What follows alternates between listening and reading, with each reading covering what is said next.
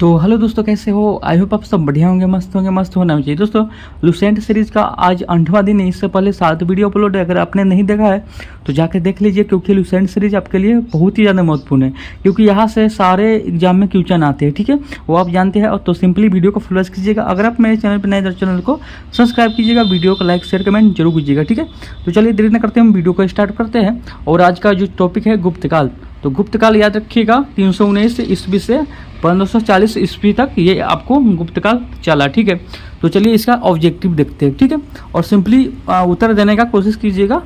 ठीक है, तो चलिए आज का सबसे पहला नंबर क्वेश्चन है कि गुप्त वंश का संस्थापक कौन था, बताइएगा। गुप्त वंश का संस्थापक आपको श्री गुप्त था, याद रखिएगा। ऑप्शन नंबर सी इसका सही है। गुप्त किसके समान थे, बताइएगा। गुप्त किसके समान थे, याद रखिएगा। कुषाणों के समान थे। ऑप्शन नंबर बी इसका सही होगा। अगला क्वेश्चन है, अगला क्वेश्चन 3 नंबर है, बताइएगा इसका आंसर क्या होगा। गुप्त वंश के किस शासक ने सर्वप्रथम महाधीराज की उपाधि धारण की, बताइएगा। गुप्त वंश के किस शासक ने सर्वप्रथम महाधीराज की उपाधि धारण की, बताइएगा।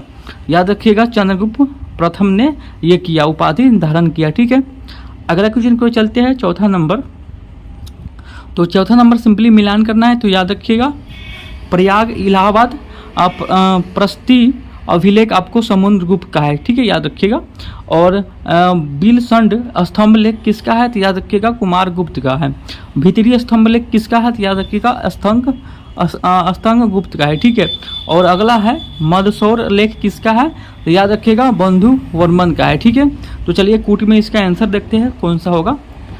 तो कूट में सबसे पहला आंसर होगा, यानी ऑप्शन नंबर ए इसका सही होगा। 1 2 3 4। ठीक है, अगला क्वेश्चन है गुप्त शासन के दौरान निम्नलिखित में से ऐसा व्यक्ति कौन था जो एक महान खगोलीय विज्ञान और गणितज्ञ था, बताइएगा। याद रखिएगा आर्यभट्ट था। ठीक है, आर्यभट्ट क्या था, याद रखिएगा खगोलीय विज्ञान और गणितज्ञ था। ठीक है, याद रखिएगा। अगला क्वेश्चन को चलते हैं। तो अगला क्वेश्चन है गुप्त शासकों की सरकारी दरबारी भाषा थी, बताइएगा। गुप्त शासकों की सरकारी दरबारी भाषा क्या थी, याद रखिएगा संस्कृत की। क्या थी, तो संस्कृत। अगला क्वेश्चन है इतिहासकार की B.A. स्मिथ ने किसकी विजय के प्रभावित होकर उसे भारत को नेपोलियन कहकर पुकारा, बताइएगा। तो नेपोलियन किसे कहकर पुकारा, याद रखिएगा समुद्रगुप्त को। ऑप्शन नंबर डी इसका सही होगा। अगला क्वेश्चन यानी 8 नंबर क्वेश्चन को चलते हैं। तो 8 नंबर क्वेश्चन है गुप्त वंश का वो राजा कौन था जिन्हें हुनों को भारत पर आक्रमण करने से रोका, बताइएगा। इसका आंसर क्या होगा, राइट आंसर। तो इसका आंसर हो जाएगा ऑप्शन नंबर सी स्कंद गुप्त था। ठीक है, अगला क्वेश्चन है गुप्त राजवंश किसके लिए प्रसिद्ध था, बताइए। गुप्त राजवंश किस लिए प्रसिद्ध था, तो याद रखिए कला और स्थापत्य के लिए। ठीक है, ऑप्शन नंबर ए इसका सही होगा। अगला है अजंता कलाकृतियाँ किससे संबंधित है, बताइएगा।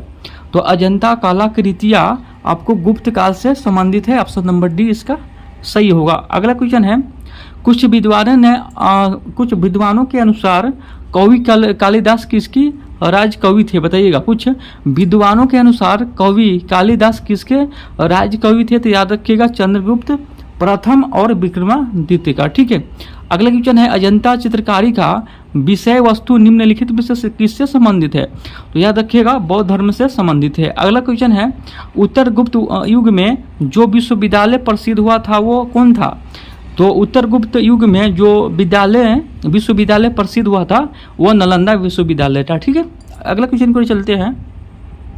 तो अगला 14 नंबर है एरन अभिलेख का संबंध किस शासक से है, बताइएगा। एरन अभिलेख किस शासक से है, तो याद रखिएगा भानुगुप्त के। ऑप्शन नंबर डी इसका सही होगा, भानुगुप्त से है। ठीक है, अगला है फयान किसके शासनकाल में भारत आया था, बताइएगा।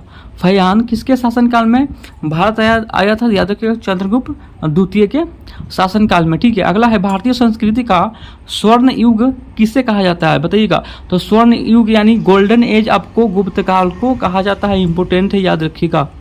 अगला क्वेश्चन है फयान कहाँ के निवासी था, तो याद रखिएगा चीन के था। कहाँ का, तो चीन के था। अगला है सेतुबंध का रचनाकर प्रवरसेन द्वितीय किस वंश के शासक था, बताइएगा। सेतुबंध का रचनाकर प्रवरसेन द्वितीय किस वंश का शासक था, तो याद रखिएगा वाकाटक के। ऑप्शन नंबर सी इसका सही होगा, वाकाटक। अगला है किस गुप्तकालीन शासकों को कविराज कहा गया, बताइएगा।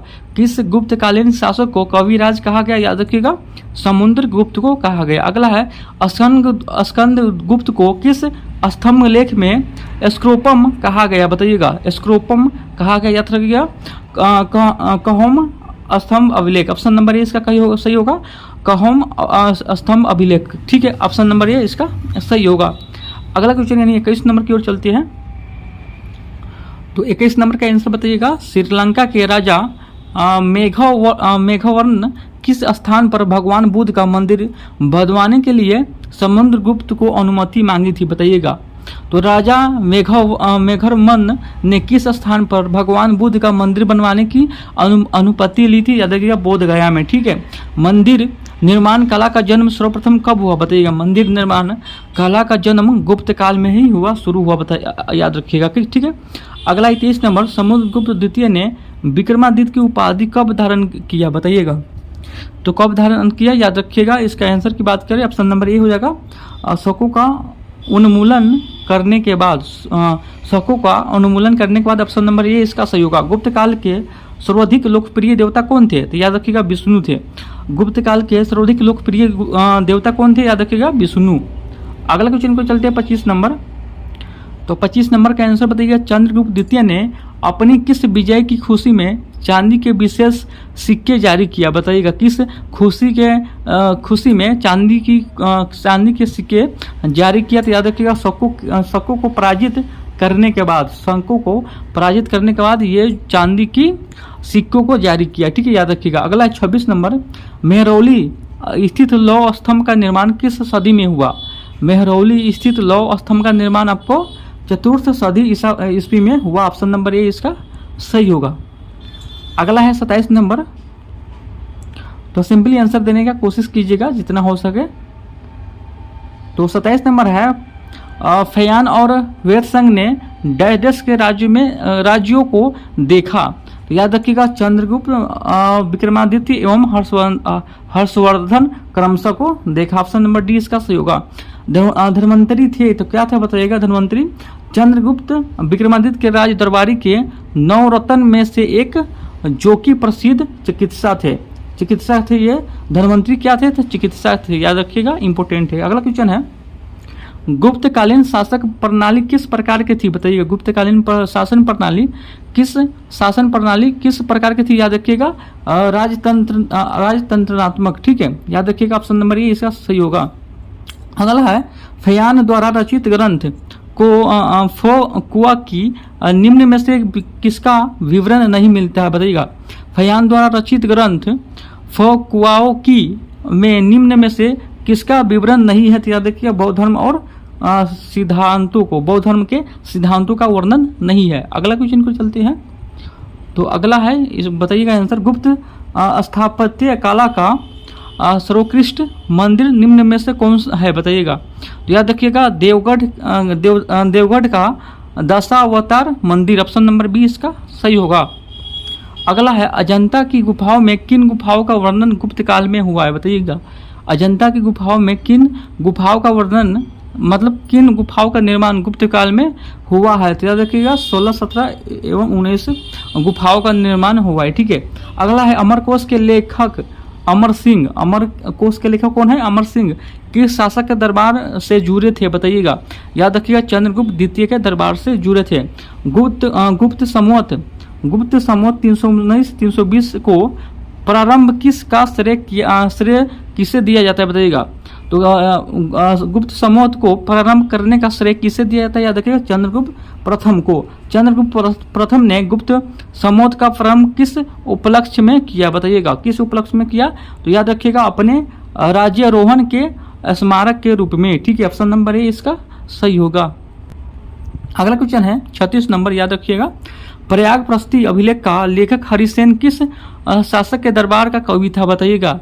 ये आपको समुद्रगुप्त के दरबार की कवि था। गुप्त काल को प्राचीन भारत का क्लासिकल युग क्यों कहा जाता है, बताइएगा। क्योंकि कला एवं साहित्य के क्षेत्र के अपने चरमोत्कर्ष पर पहुंचने का कारण था, ठीक है, ऑप्शन नंबर बी इसका सही होगा, ठीक है।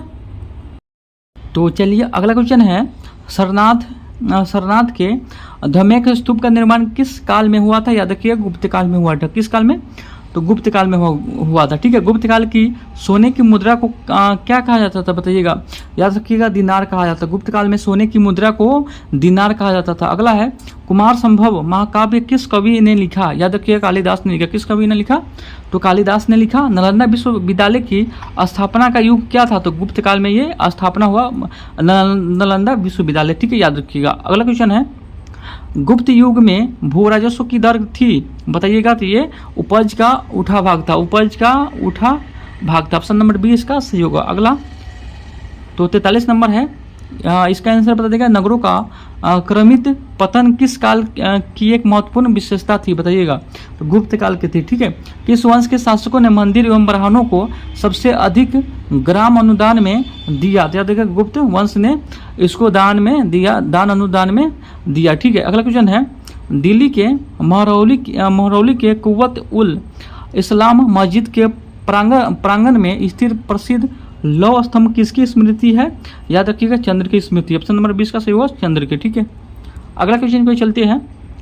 कालिदास के द्वारा रचित है मालविकाग्निमित्र नाटक का नायक था। तो कौन था बताइएगा? मालविका अग्निमित्र नाटक का नायक कौन था? याद रखिएगा अग्निमित्र था। कौन था? अग्निमित्र। अगला है समुद्रगुप्त की सैनिक उपलब्धियों का वर्णन उसमें किस अभिलेख में उपलब्ध है बताइएगा?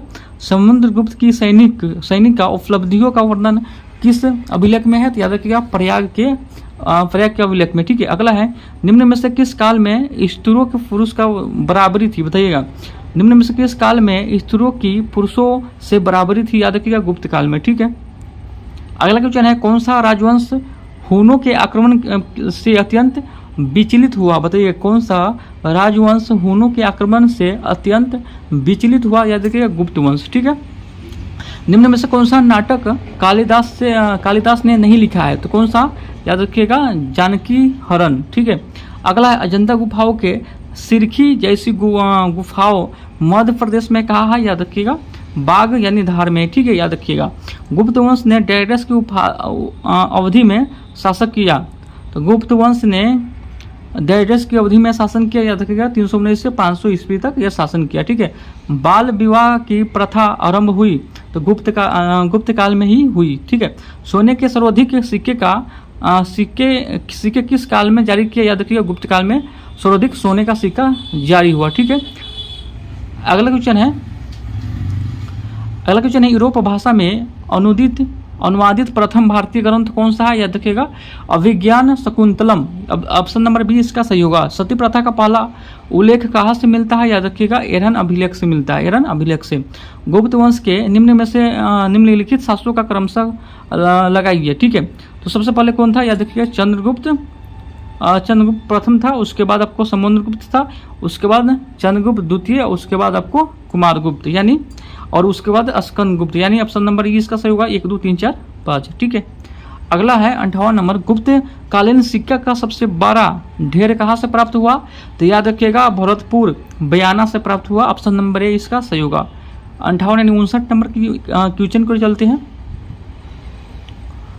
तो 59 नंबर क्वेश्चन का आंसर बताइएगा किस गुप्त शासक को नालंदा विश्वविद्यालय का संस्थापक माना जाता है? तो किसको? तो कुमारगुप्त प्रथम को माना जाता है। ठीक है, कथन ये बोल रहा है प्राचीन भारत में सामंती व्यवस्था का अभ्युदय सैनिक अभियानों में देखा जा सकता है, और कथन आ रहा है गुप्त काल में सामंती व्यवस्था का पर्याप्त विस्तार हुआ था। तो ये कथन भी सही होगा। ठीक है, ऑप्शन ए और आर दोनों सही है, किंतु आर एक सही व्याख्या नहीं करता है। ठीक है, अगला क्वेश्चन है गुप्त काल में उत्तर भारतीय व्यापार निम्नलिखित किस एक पतन से संचालित होता है? याद रखिए तम्र लिप्ति से। ठीक है, ऑप्शन नंबर ए इसका सही होगा। गुप्त शासकों द्वारा जारी किए गए चांदी के सिक्के कहते हैं? तो रूपक कहते हैं। ठीक है, क्या कहते हैं? रूपक। अगला क्वेश्चन को चलते हैं। तो अगला मिलान करना है, चलिए मिलान करते हैं। तो विशाख दत्त, तो विशाख दत्त का ये आपको नाटक है। ठीक है, याद रखिएगा। और अगला है बिरहा मिहिर, बिरहा मिहिर, तो ये आपको हो जाएगा खगोलीय विज्ञान हो जाएगा, यानी ऑप्शन नंबर 3 हो जाएगा इसमें। और चरक क्या है, तो चरक याद रखिएगा चिकित्सा है, ठीक है। और ब्रह्मगुप्त क्या है, याद रखिएगा गणित है, ठीक है। यानी इसमें हो जाएगा 2, 3, 1, 4, यानी ऑप्शन नंबर सी इसका सही होगा, ठीक है। अगला क्वेश्चन है चंद्रगुप्त द्वितीय के काल में विद्या कला व साहित्य का महान केंद्र कौन सा था, याद रखिएगा उज्जैन था, ठीक है। कालिदास की किस कृति की गिनती विश्व की 100 प्रसिद्ध साहित्यिक कृतियों में से होती है, याद रखिएगा अभिज्ञान शकुंतलम, ऑप्शन नंबर सी इसका सही होगा। वर्तमान गणित में दशमलव प्रणाली आविष्कार का श्रेय निम्न में से किस युग को है, याद रखिएगा गुप्त युग में है, ठीक है, याद रखिएगा। अगला है निम्नलिखित में से कौन सा गुप्त वंश के पतन का कारण नहीं है, तो कौन सा, याद रखिएगा ऑप्शन नंबर डी इसका सही होगा। सत्ता का नियंत्रण के लिए आंतरिक कलह, ये आपको पतन का कारण नहीं है, ठीक है। अगला क्वेश्चन है निम्नलिखित में से कौन गुप्त शासक ने अपने सिक्के पर अपने को बीना बजाते हुए आकृति में अंकित करवाया, तो किस गुप्त शासक ने अपने सिक्कों पर अपने को बीना बजाते हुए आकृति में अंकित करवाया, रखिएगा कौन, तो ये समुद्रगुप्त ने करवाया, ठीक है। वह प्रसिद्ध भारतीय विद्वान कौन था जिसने गणित को एक पृथक विषय के रूप में स्थापित किया, कौन था, तो आर्यभट्ट था, ठीक है। गुप्तकालीन पुस्तक नवीनतम का संबंध है, बताइएगा, याद किससे, याद रखिएगा चिकित्सा के, ऑप्शन नंबर सी इसका सही होगा। अगला है तांबा का सिक्का जारी करने वाला पहला गुप्त शासक कौन था, याद रखिएगा रामगुप्त का। तांबा का सिक्का जारी करने वाला पहला गुप्त शासक कौन था, याद रखिएगा रामगुप्त था, ठीक है, ऑप्शन नंबर सी इसका सही होगा। अगला 72 नंबर क्वेश्चन को चलते हैं। तो 72 नंबर यहाँ पे मिलान करना है, शासक है इधर और अभिलेख है, ठीक है। समुद्रगुप्त का अभिलेख कौन सा होगा, बताइएगा, ये होगा प्रयाग प्रस्ती किसका है, समुद्रगुप्त का है, ठीक है। और चंद्रगुप्त द्वितीय का कौन है, याद रखिएगा मेहरौली लौह स्तंभ है, ठीक है, याद रखिएगा। और स्कंद गुप्त का भीतरी स्तंभ लेख है। और बुध गुप्त का होगा पहाड़पुर तम्रपत्र, ठीक है, यानी 1, 2, 3, 4 होगा, याद रखिएगा कूट में ऑप्शन नंबर ये होगा, ठीक है। इधर है मुद्रा के प्रकार और इधर शासक है। तो कुमार देवी प्रकार कौन था, याद रखिएगा चंद्रगुप्त प्रथम मुद्रा का प्रकार था। और वीणा वादक प्रकार था समुद्रगुप्त का, ठीक है। इन्होंने अपने को बीना बजाते हुए मुद्रा पर अंकित किया, ठीक है। चक्र विक्रम प्रकार है किसका, चंद्रगुप्त द्वितीय का। और कृतीय प्रकार है कुमारगुप्त प्रथम का, ठीक है, ऑप्शन नंबर ए इसका सही होगा कूट में, ठीक है। और इधर शासक है और इधर उपाधि है, ठीक है। तो याद रखिएगा चंद्रगुप्त प्रथम का उपाधि क्या था, महाधिराज। और समुद्रगुप्त का अश्वमेघ पराक्रम था। और चंद्रगुप्त द्वितीय का परम भागवत था। और स्कंदगुप्त का अस्कोपन था, ठीक है। तो कूट में ऑप्शन नंबर डी इसका सही होगा, ठीक है। अगला है तो अगर इधर है शासक, इधर है पत्नी। तो चंद्रगुप्त प्रथम की पत्नी कौन था, कुमार देवी, जो लिच्छवी का था। और रामगुप्त का पत्नी का नाम ध्रुव देवी था। और समुद्रगुप्त का पत्नी का नाम दत्ता देवी था। और रुद्रसेन द्वितीय का पत्नी का नाम प्रभावती गुप्त था, याद रखिएगा, ठीक है। ऑप्शन नंबर ए कूट में सही होगा, ठीक है। तो अगला है किस गुप्त शासक ने दक्षिण पथ में स्थित 12 राज्यों पर धर्म विजय की, याद रखिएगा समुद्रगुप्त ने ये किया, ठीक है। अगला है सर्वरा जो क्षेत्र की उपाधि किसने धारण की, बताइएगा। सर्वरा जो क्षत्रता की उपाधि किसने धारण की, याद रखिएगा समुद्रगुप्त ने किया, ठीक है। कितने अंतिम शासक रुद्र सिंह तृतीय को पराजित कर उसकी हत्या कर शकों का अंतिम रूप का उन्मूलन किया, याद रखिए चंद्रगुप्त द्वितीय ने किया, ठीक है। अगला है रचनाकर है और इधर रचना है। तो आर्यभट्ट की रचना किसने किया, आर्यभट्ट रचनाकर है और रचना क्या किया, आर्यभट्टीय रचना किया, ठीक है। धन्वंतरी आपको न्यूनतम रचना किया। और ब्रह्मगुप्त क्या था, ब्रह्म सिद्धांत। और ये वरामिहिर आपको पंच सिद्धांतम था, ठीक है, याद रखिएगा।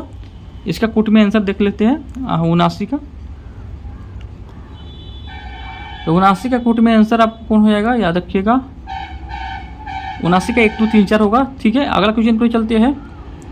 अगला क्वेश्चन है सुदर्शन झील जिसका निर्माण चंद्रगुप्त मौर्य के सौराष्ट्र प्रांत के गवर्नर पुष्यगुप्त के द्वारा करवाया था, जिसकी मरम्मत पहली बार शक शासक रुद्रदमन ने करवाई थी। दूसरी बार मरम्मत किसने करवाया, याद रखिएगा स्कंद गुप्त ने करवाया। ठीक है। अगला क्वेश्चन है, इधर है आपको मिलान करना है, प्रशासकीय विभाजन और इधर प्रशासक है। ठीक है। भुक्ति प्रांत आपको कौन हो जाएगा, याद रखिएगा उपरिक हो जाएगा, और विषय यानी विषय पति हो जाएगा, और नगर पति हो जाएगा, और ग्राम ग्रामिक हो जाएगा। ठीक है, याद रखिएगा। अगला है, इनमें से कौन सा सुमेलित नहीं है, तो ये आपको डी सुमेलित नहीं है। मासोपत्ति गण सेना का अध्यक्ष, ये आपको गलत है। ठीक है, सुमेलित नहीं है। अगला है, तो अगला मिलान करना है, चलिए मिलान करते हैं। क्षेत्र भूमि, तो ये कृषि का योग भूमि था, और वस्तु भूमि यानी निवास योग भूमि था। अपरहत भूमि यानी जंगल की भूमि था, और खील भूमि यानी कृषि करने का अनुपयुक्त भूमि था। ठीक है, कृषि करने वाला कौन सा सुमेलित नहीं है 84 नंबर में, तो याद रखिएगा प्रयागप्रस्थी, ये इसका नहीं है। ठीक है, ये सुमेलित नहीं है। अगला क्वेश्चन है, कौन सा सुमेलित नहीं, तो याद रखिएगा डी नंबर सुमेलित नहीं है। भर्तृहरि मेघदूत, ये सबको सुमेलित नहीं है। अगला क्वेश्चन है, इसमें मिलान करना है, तो चलिए मिलान करते हैं। याद रखिएगा सृष्टि साहूकार और सार्थवाह आपको व्यापार, और कुलीन को शिल्पी कहा जाता था, और कायस्क को लेखक कहा जाता था, यानी आप कूट में ऑप्शन नंबर ये सही होगा। अगला क्वेश्चन को चलते हैं, तो अगला क्वेश्चन है, मिहिर कुल का संबंध किससे था, याद रखिएगा हुरून से था। किससे था, याद रखिएगा किससे, हुरून का था। ठीक है। अगला है, कनौज को सर्वप्रथम महानता प्रदान करने वाले थे, याद रखिएगा मौखरी था। कौन सा, मौखरी। अगला है, गुप्त राजा जिसने विक्रमादित्य की पादवी ग्रहण किया, याद रखिए कौन था, याद रखिए चंद्रगुप्त द्वितीय ने। ठीक है। कुतुब मीनार के निकट स्थित लौह स्तंभ वैज्ञानिक का ध्यान क्यों खींच रहा था, याद रखिएगा उसकी जकरोधकता के कारण। ठीक है, ऑप्शन नंबर डी इसका सही होगा। अगला क्वेश्चन को चलते हैं, तो अगला 91 नंबर क्वेश्चन है, प्राचीन भारत के गुप्त काल से संबंधित गुप्त चित्रांकन के केवल 2 उदाहरण उपलब्ध है। इनमें से एक अजंता गुफाओं में किया गया और चित्रांकन है, और गुप्त काल के चित्रांकन का दूसरा अवशिष्ट उदाहरण किस स्थान पर उपलब्ध है, याद रखिएगा बाघ गुफाओं में। ठीक है। अगला है, पुंड्रवर्धन भुक्ति अवस्थित है, कहाँ है, उत्तर बंगाल में है। अगला है, परम भगवत उपाधि का धारण करने वाला प्रथम गुप्त शासक कौन था, समुद्रगुप्त का। ठीक है, तो इसी के साथ आपको ये वाला जो टॉपिक है समाप्त होता है। आशा करता हूँ आज का वीडियो अच्छा लगा तो वीडियो को लाइक शेयर कमेंट जरूर करना, और 1-2 बार हो सके वीडियो देख लेना, और जिससे याद हो जाएगा। ठीक है, तो फिर एक नए वीडियो के साथ में, तब तक के लिए जय हिंद जय भारत।